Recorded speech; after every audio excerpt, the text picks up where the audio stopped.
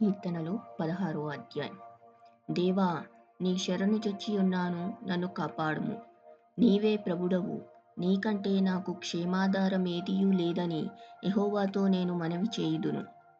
నేనిలాగందును, భూమి మీదనున్న భక్తులే శ్రేష్ఠులు, వారు నాకు కేవలము ఇష్టులు. యెహోవాను విడిచి వేరొకని అనుసరించు వారికి శ్రమలు విస్తరించును. వారర్పించు రక్త పానీయార్పణములు నేనర్పింపను. వారి పేర్లు నా పెదవుల నెత్తను. యెహోవా నా స్వాస్థ్య భాగము, నా పానీయ భాగము.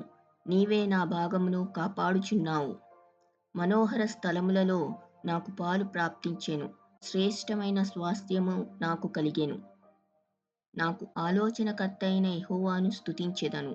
రాత్రి గడియలలో నా అంతరంద్రియము నాకు బోధించుచున్నది. సదాకాలము యెహోవా యందు నా గురి నిలుపుచున్నాను.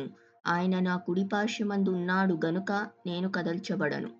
అందువలన నా హృదయము సంతోషించుచున్నది, నా ఆత్మ హర్షించుచున్నది, నా శరీరం కూడా సురక్షితముగా నివసించుచున్నది.